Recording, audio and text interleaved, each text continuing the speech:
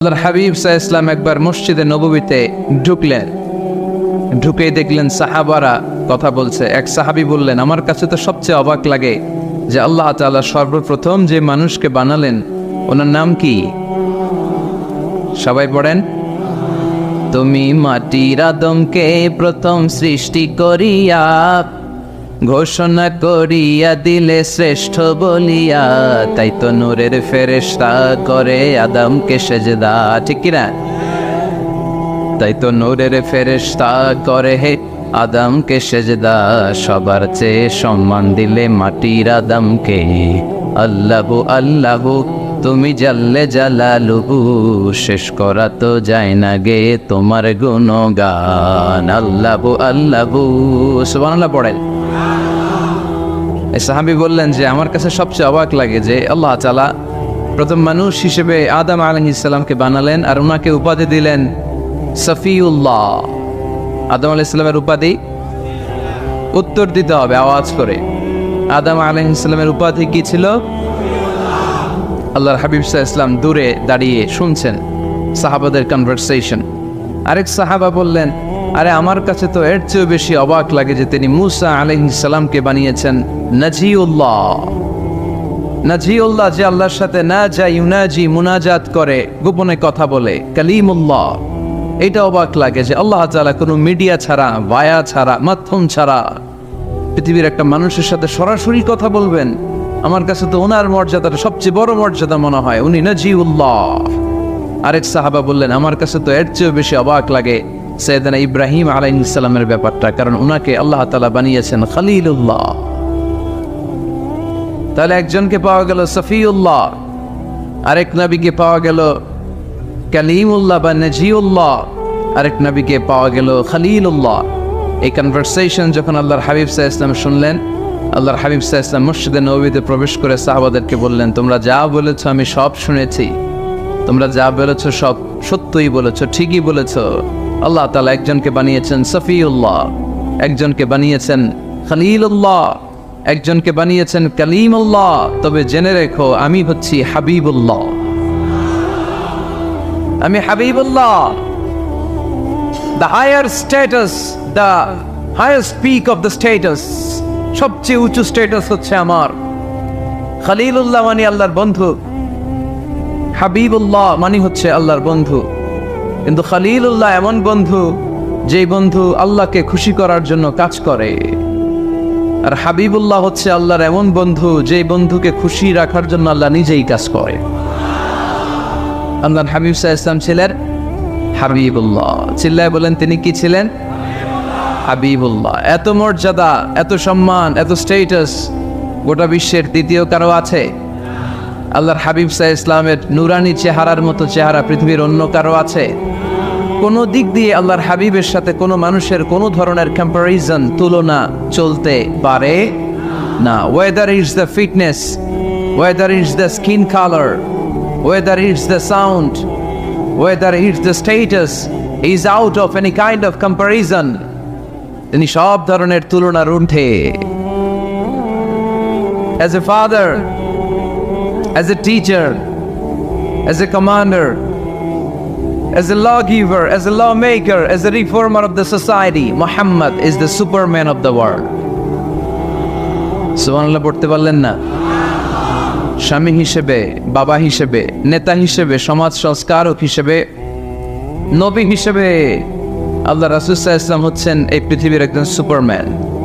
আল্লাহু আকবার। যার উপর একবার দুরূদ পড়লে 10টি রহমত নাজিল করে কে? 10টি গুনাহ মাফ করে কে? যিনি দুরূদ পড়লো তার স্ট্যাটাসকে 10 গুণ বাড়িয়ে দেয় কে? ওই হাবিব সাল্লাল্লাহু আলাইহি ওয়াসাল্লামের উম্মত হতে পেরে আমরা খুশি না বেজা? আমরা আল্লাহর রাসূল সাল্লাল্লাহু আলাইহি ওয়াসাল্লামকে আজকে জানার চেষ্টা করব কোরআনের আলোকে, ইনশাআল্লাহ। পড়েন, আল্লাহর হাবিব সাল্লাল্লাহু আলাইহি ওয়াসাল্লাম এতটাই মর্যাদার অধিকারী, ওনার স্ট্যাটাস এত হাই, উনি যদি ওনার মুখ দিয়ে কখনো বলেছেন ইয়েস, ওটা শরীয়তেও ইয়েস। উনি যদি মুখ ফসকে কখনো বলেছেন নো, মানে না, এটা শরীয়তেও না। তার মানে উনি হ্যাঁ বললে এটা হালাল হয়ে যায়, উনি না বললে এটা হারাম হয়ে যায়। উনি আঙ্গুল তুললে চাঁদ ভেঙে দুই ভাগ হয়ে যায়। উনি জমিন থেকে পা উপরে উঠালে আল্লাহর আরশের দিকে মেরাজে চলে যায়। উনি এমন নবী, ওনারে বাদ দিলে ইসলাম থাকে না, থাকে? উনি এমন রসুল, ওনারে বাদ দিলে কোরআন বোঝা যায় না, কারণ কোরআন ওনার উপর নাজিল করেছে কে?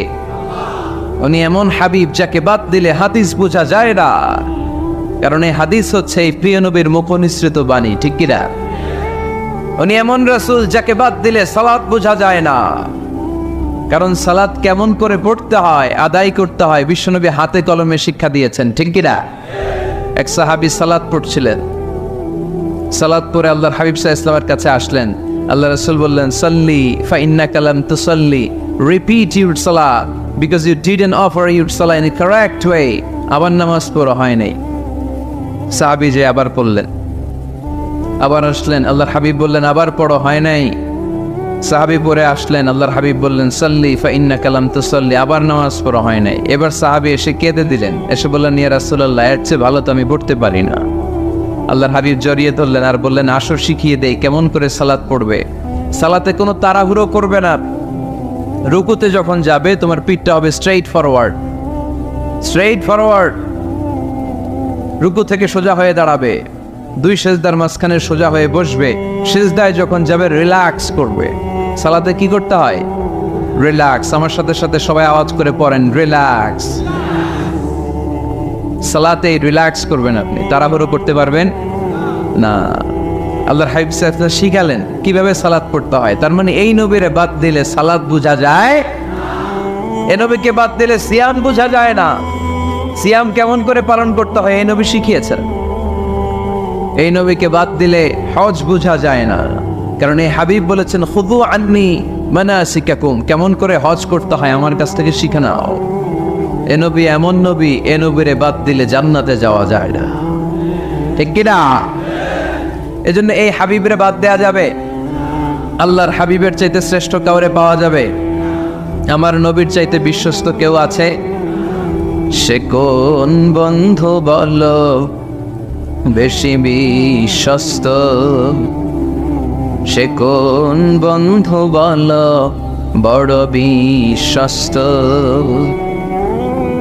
কার কাছে মন খুলে দেয়া যায়, কার কাছে প্রাণ খুলে দেয়া যায়, হওয়া যায় অতি আশ্বস্ত। তার নাম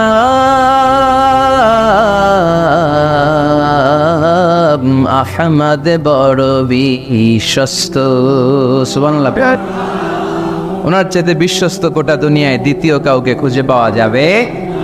এজন্য উনি যা নিয়ে এসেছেন ওইটাই আমাদেরকে ধরতে হবে, because he is our model. তিনি আমাদের সেলিব্রিটি, তিনি আমাদের মডেল। তিনি যেমন যেমন করেছেন তেমন তেমন করলে লাভ না লস? আওয়াজ করে বলতে হবে, লাভ না লস? এজন্য আল্লাহর হাবিব সাল্লাল্লাহু আলাইহি ওয়াসাল্লামের আদর্শই আমাদের আদর্শ, ঠিক কিনা? ওমা আতাকুমুর রাসূলু ফাখুযুহু ওমা নাহাকুম আনহু ফান্তাহু। Whatever he brings with, take it. Whatever he forbids, abstain from it. তিনি যা নিয়ে এসেছেন ধরো, তিনি যা নিষেধ করেছেন ছাড়ো। পারা যাবে? আমি প্রশ্ন করে উত্তর দেন। তিনি যা নিয়ে এসেছেন ধরো। আওয়াজ করে বলবেন, তিনি যা নিয়ে এসেছেন, তিনি যা নিষেধ করেছেন, এতেই কল্যাণ। দুনিয়াতেও কল্যাণ, আখিরাতেও কল্যাণ, ঠিক কিনা? যা নিয়ে এসেছেন এতে বারাকাত, যা নিয়ে এসেছেন এতে কল্যাণ, যা নিয়ে এসেছেন এতে রাহমা। যেটাই নিষেধ করেছেন ওটার মধ্যে গজব, ঠিক কিনা? যেটাই নিষেধ করেছেন ওটার মধ্যে ক্ষতি, যা তিনি বারণ করেছেন ওইটাতে লস। আমরা লসের খাতায় নাম তুলতে চাই না। এজন্য আল্লাহর হাবিব সাল্লাল্লাহু আলাইহি ওয়াসাল্লাম যা নিয়ে এসেছেন আমরা সেটাই ধরবো, যা থেকে তিনি বারণ করেছেন ওটা ছাড়বো। আমি খুতবার শুরুতে এই আয়াতটাই তেলাওয়াত করেছি। আল্লাহ ইরশাদ করছেন, ওমা আতাকুমুর রাসূলু ফাখুযুহু ওমা নাহাকুম। আমাদের মডেল হচ্ছে নবীরা, ঠিক কিনা? নায়ক নায়িকা, গায়ক গায়িকা, ক্রিকেটার, বিজনেস ম্যাগনেট, এরা আমাদের মডেল নয়। আমাদের মডেল হচ্ছে বিশ্বনবী মুহাম্মদ সাল্লাল্লাহু আলাইহি ওয়াসাল্লাম। ইউরোপে খোদ ইউরোপে বর্তমানে এই নামটা সবচেয়ে বেশি জনপ্রিয়, MUHAMMAD। সুবহানাল্লাহ পড়বেন না? সবচেয়ে জনপ্রিয় নাম কি? মুহাম্মদ। কারণ ইউরোপের ইয়াং সোসাইটির, মুসলিম ইয়াং সোসাইটির ছেলেরা এমনভাবে তারা দাওয়াতি কাজ করতে শুরু করেছে, বিষ্ণু ঈসা ইসলামের নামটা গোটা ইউরোপ জুড়ে ছড়িয়ে পড়েছে। কিছু ছেলে ক্লিনলিনেস অ্যাওয়ারনেস ক্যাম্পেইন করেছে, পরিচ্ছন্নতা অভিযান, যেখানেই ময়লা ক্লিন করে, কিন্তু কোনো কথা বলে না। প্রত্যেক একটা টি শার্ট গায়ে দেয়, একটা গেঞ্জি পরে, ওই টি শার্টের পেছনে লেখা থাকে MUHAMMAD, মানে কি? মুহাম্মদ। যারাই তাদের কার্যক্রম দেখে, তারা দেখে তাদের গেঞ্জির পিছনে লেখা MUHAMMAD। কি চমৎকার আইডিয়া! ইউরোপিয়ান লোকদের মাথায় চিন্তা, কারা এরা, এত ভদ্র কেন, কেন এত পরিচ্ছন্নতার অভিযান করে, আর তাদের গেঞ্জির পিছনেই এই শব্দটা লেখা কেন, MUHAMMAD? Who is this? Who is this personality? We don't know anything about him. আমরা তো কিছু জানি না ওনার ব্যাপারে। Then they search in Google. তারা গুগল করে, ইন্টারনেটে সার্চ দেয় মুহাম্মদ লিখে, ইন্টারনেট তাদেরকে মুহাম্মদ সাল্লাল্লাহু আলাইহি ওয়াসাল্লামের জীবনী দিয়ে দেয়। তারা মনের অজান্তেই বিশ্বনবীর জীবনী জেনে বিশ্বনবীর আশেক হয়ে যায়, বিশ্বনবীর প্রেমে পাগল হয়ে যায়। যাদের নসিব ভালো, অনেকে কালিমা পড়ে মুসলমান হয়ে যায়। এজন্য বিশ্বনবী সাল্লাল্লাহু আলাইহি ওয়াসাল্লাম তিনি হচ্ছেন আমাদের মডেল, ঠিক কিনা? তিনি যা এনেছেন সেটা আমরা ধরবো, তিনি যা নিষেধ করেছেন সেটা আমরা ছাড়বো। আমরা যদি আল্লাহর ভালোবাসা পেতে চাই, বিশ্বনবী সাল্লাল্লাহু আলাইহি ওয়াসাল্লামের আনুগত্যের দরকার আছে না নাই? এজন্য আল্লাহ বললেন, কুল ইন কুনতুম তুহিব্বুনাল্লাহা ফাত্তাবিউনি ইউহিব্বুকুমুল্লাহ ওয়া ইয়াগফির লাকুম যুনুবাকুম ওয়াল্লাহু গফুরুর রহিম। আল্লাহকে যে পাইতে চায়, হযরতকে ভালোবেসে আরশ কুরসি লৌহ কালম না চাইতে পেয়েছে সে। রাসূল নামের রশি ধরে যেতে হবে আল্লাহর ঘরে। নদী তরঙ্গে যে পড়েছে ভাই দরিয়াতে, সে আপনি মেশে হযরতের অনুসরণে আরশ কুরসি লৌহ কালম না চাইতে পেয়েছে সে। সুবহানাল্লাহ পড়ে। এজন্য আল্লাহর হাবিব সাল্লাল্লাহু আলাইহি ওয়াসাল্লামের ভালোবাসা আমাদের অন্তরে থাকার দরকার আছে না নাই? আনুগত্যের দরকার আছে না নাই? তাহলেই আল্লাহর ভালোবাসা পাওয়া যাবে, ঠিক কিনা? আজকে আমরা কোরআনের আলোকে আল্লাহর হাবিব সাল্লাল্লাহু আলাইহি ওয়াসাল্লামকে চিনব। আমরা কোরআন থেকে জানার চেষ্টা করব তিনি কেমন ছিলেন, কেমন ছিলেন আমার প্রিয় রাসূল। কোরআনুল কারীম থেকে যদি আমরা বিশ্বনবী সাল্লাল্লাহু আলাইহি ওয়াসাল্লামের পরিচয় জানতে চাই, কোরআন সর্বপ্রথম আল্লাহর হাবিবের যে পরিচয়টা আমাদেরকে দিবে, কোরআন বলবে তিনি হচ্ছেন রাসূলুল্লাহ। আমাদের প্রিয় নবীর সবচেয়ে বড় টাইটেলের নাম কি? রাসূলুল্লাহ। সবাই আওয়াজ করে পড়বেন, টাইটেলটার নাম কি? পৃথিবীতে এর চেয়ে বড় টাইটেল আছে? এমপি বলেন, মন্ত্রী বলেন, যাই বলেন না কেন, ধনকুবের বলেন, রাসূলুল্লাহর উপরে কোনো টাইটেল নাই, ঠিক কিনা? এর কারণ কেউ চাইলেই রাসূলুল্লাহ হতে পারে না। হতে পারে? আমরা সবাই মিলে যদি একজনের ভোট দেই, উনি তো রাসূল হয়ে যাবে, তাই না? হবে না? ভোট দিয়ে রাসূল বানানো যায় না? আমাদের মানব জাতির সাথে যদি জিন জাতি একাত্মতা পোষণ করে, মানব জাতি আর জিন জাতিও যদি ভোট দেয়, তাহলে তো রাসূল হবে। ফেরেশতারা যদি বলে আমরাও আছি সাথে, তাইলেও রাসূল বানানো যাবে না। তার মানে রাসূল ইলেকশনে হয় না, রাসূল হয় সিলেকশনে। আর সিলেক্ট করেন কে? আল্লাহু ইয়ালামু হাইসু ইয়াজআলু রিসালাতা। আল্লাহই ভালো জানেন তিনি কাকে রাসূল বানাবেন। এজন্য চাইলে রাসূল হওয়া যায় না, ভোট দিয়ে রাসূল বানানো যায় না। রাসূল সিলেক্ট করেন একজন, চিল্লায় বলেন তিনি কে?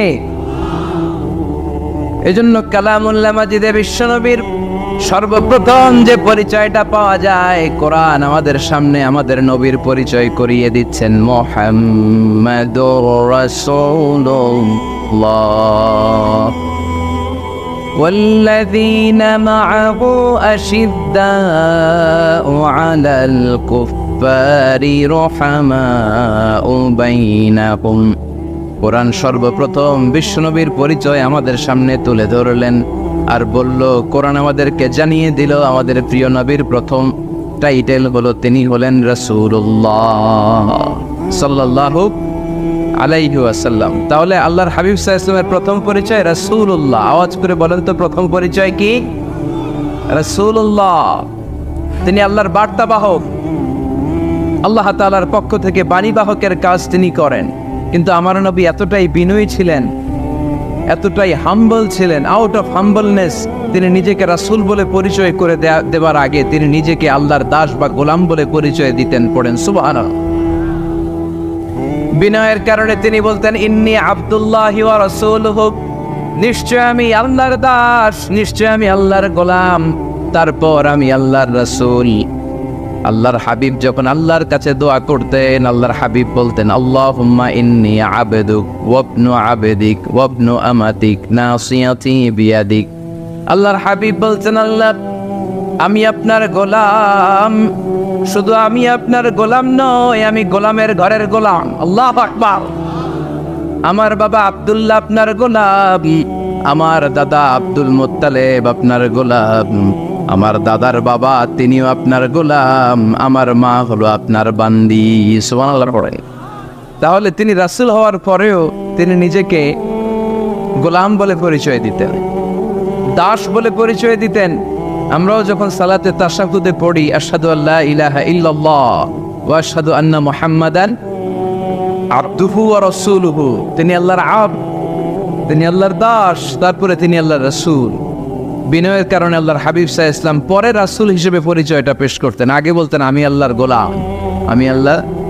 তিনি দোয়া করতেন, আল্লাহ আমি আপনার গোলাম, গোলামের ঘরের গোলাম, বান্দির ঘরের গোলাম। আল্লাহ আমার মাথার চুলের ছুটি আপনার হাতের মুঠোয়, আপনি যেদিকে টান দিবেন আমি ওদিকে যেতে বাধ্য। আপনি টানে টানলে আমি টানে যাই, আপনি বায়ে টানলে আমি বায়ে যাই, যেখানে নেবেন আমি ওখানেই যেতে বাধ্য। ঠিক কিনা? আউট অফ হাম্বলনেস, বিনয়ের কারণে। কি বিনয়ী ছিলেন বিষ্ণু ঈসা ইসলাম। তিনি আল্লাহর রাসূল, তারপরেও তিনি পরিচয় দিতেন, আল্লাহ আমি আপনার গোলাম। আওয়াজ করে পড়েন সুবহানাল্লাহ।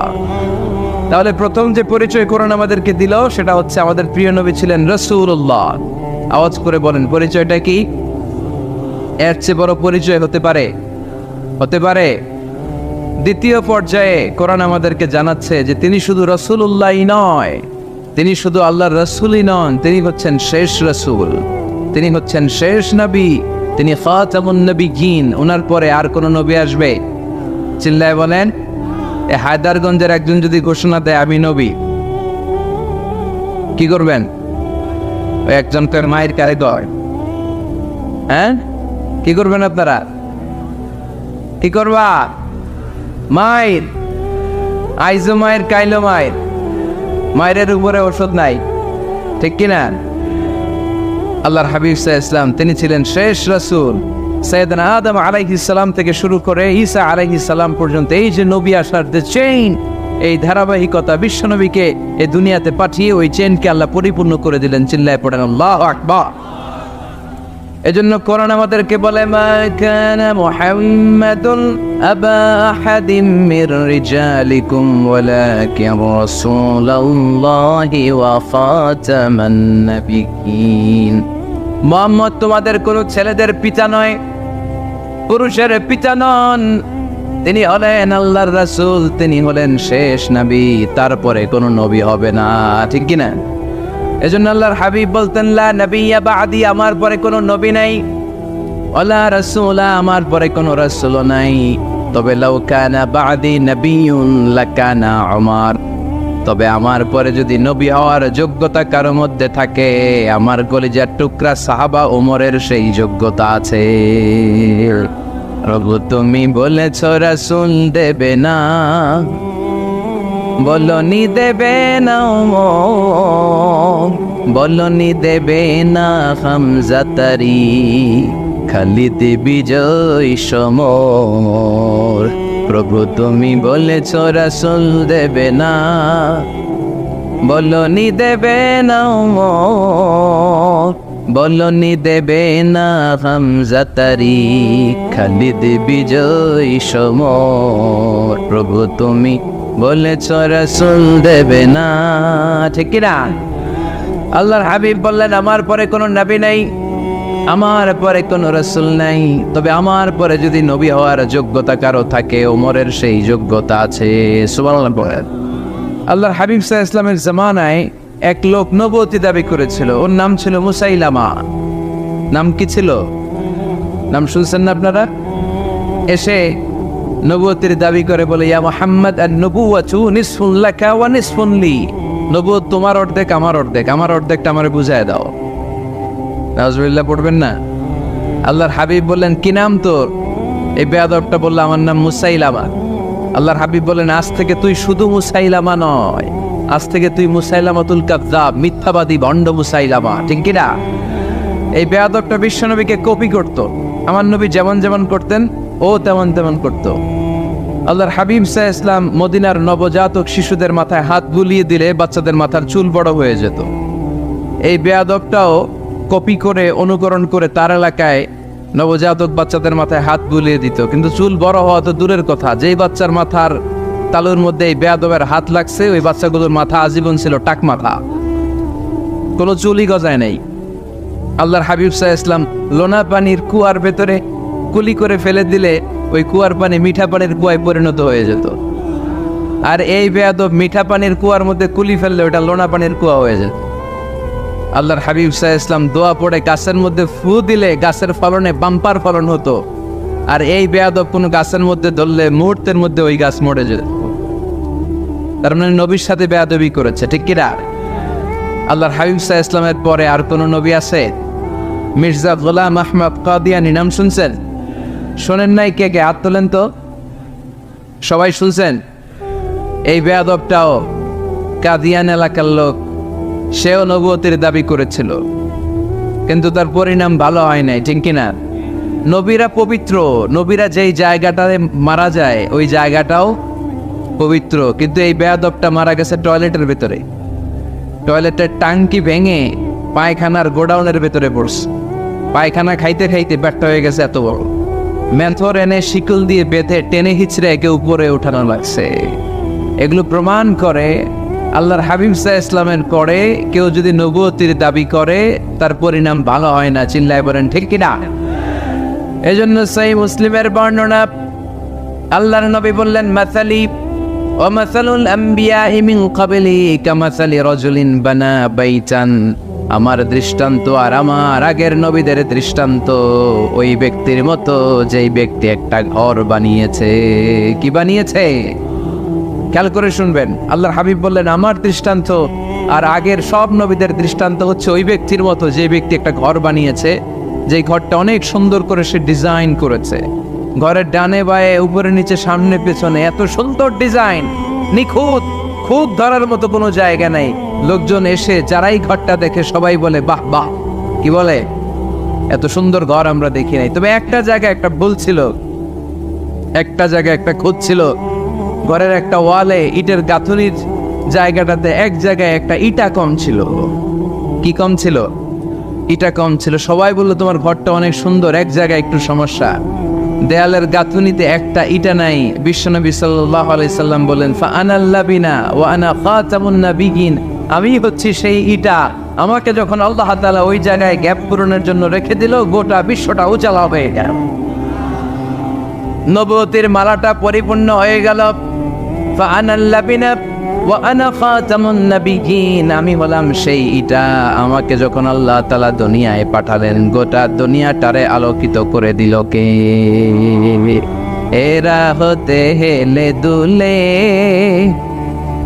নুরানি তনু ওকে আসে হায়, সারা দুনিয়ার হেরে মেরে পর্দা খুলে খুলে যায়, সে যে আমার কামলিওয়ালা কামলিওয়ালা, সে যে আমার কামলিওয়ালা কামলিওয়ালা, তার ভাবে বিবল রাঙ্গা পায়ের তলে পর্বত জঙ্গল টল মল টলে খুরমা খেজুর বাদাম জাফরানি ফুল ছড়ে ছড়ে যায় সেজে আমার কামলিওয়ালা কামলিওয়ালা।